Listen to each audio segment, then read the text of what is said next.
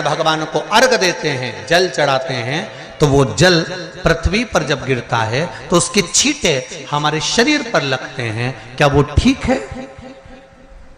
क्या वो श्रेष्ठ है? तो शिव महापुराण की कथा कहती है, जब हम सूर्य को अर्घ देते हैं, सूर्य को जल चढ़ाते हैं, वो पानी जब पृथ्वी पर गिरता है, उसके छींटे हमारे शरीर पर लगते हैं, तो वो श्रेष्ठता का भाव निर्मित करते हैं, वो गलत नहीं हो सकता। कारण अब वो भी समझ लीजिए।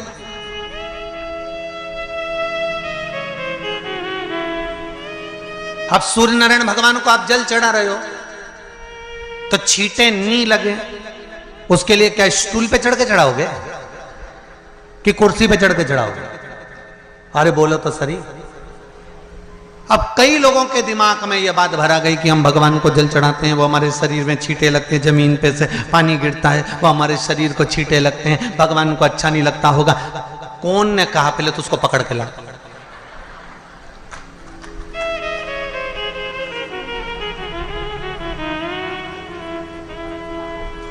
क्योंकि मेरे राम जी महाराज, मेरे भगवान कृष्ण, बड़े बड़े संत, साधु, सन्यासी, तपस्वी, साधक, उपासक जितने भी हुए, जिन्होंने सूर्य की आराधना करी, इन्होंने टेबल पे चढ़कर या कुर्सी पे चढ़कर जल नहीं चढ़ाया, इन्होंने पृथ्वी पर खड़े होकर ही, क्योंकि पृथ्वी तत्व के देव हैं शिव। जब हम मृत्यु लोक पर खड़े होकर, पृथ्वी पर खड़े होकर भगवान शंकर का भाग पृथ्वी तत्व को धारण कर कर जल को हाथ में लेकर जब समर्पित करते हैं, और जो जल नीचे गिरता है वो शरीर पर अगर लगता है तो हमको उसका आशीर्वाद ही प्राप्त होता है, दोष नहीं लगता। पर लोगों ने इसको विपरीत कर दिया। कि कौन ने विपरीत करा? कई लोगों ने इसको विपरीत कर दिया। कौन ने विपरीत करा? तो जो दूसरे धर्म के लोग होते हैं, जिनको हिंदू धर्म से नफरत होती है और जो हिंदू धर्म की पूजन, सेवा, अर्चना को समाप्त करना चाहते हैं, वो धीरे धीरे धीरे धीरे कहने लगे कि सूर्य को जल चढ़ाओगे तो शरीर में लगेगा, शरीर में लगेगा तो दोष लगेगा। इसको कह कहकर घर घर में सूर्य को जल चढ़ाना लोगों ने बंद कर दिया कि आप जल चढ़ाएंगे तो दोष लगेगा, शरीर पे छींटा लगेगा, शरीर को ऐसा लगेगा। ये दोष नहीं है। कितनी सुंदर बात है महाराज। सूर्य नारायण भगवान को जब जल चढ़ाया जाता है, हाथ सिर से 8 इंच की दूरी पर होना चाहिए। जम के बोलिए, सिर से कितना ऊंचा होना चाहिए?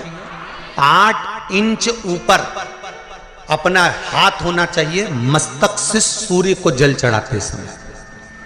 और ना चांदी का, ना स्टील का, ना लोहे का, ना प्लास्टिक का, ना कांच का, ना सोने का कोई बर्तन, ना कांसे का, ना एल्युमिनियम का, ना पीतल का, केवल एक पात्र होना चाहिए, वो है तांबे का। काय का पात्र होना चाहिए? तांबे का पात्र। और सूर्य नारायण भगवान को जब 8 इंच ऊपर तुम्हारा हस्त है, और जब हम सूर्य को जल चढ़ा रहे हैं, कैसे जल चढ़ाना है वो भी समझ लीजिए।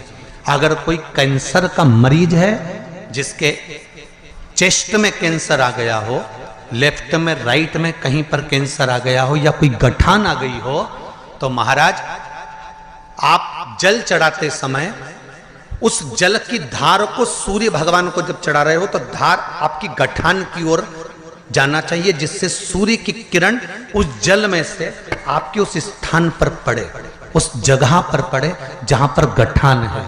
महाराज आप लगातार जल तो चढ़ाना चालू करो, अच्छे अच्छे डॉक्टर फेल हो जाएंगे और कह देंगे गठान ठीक हो गई।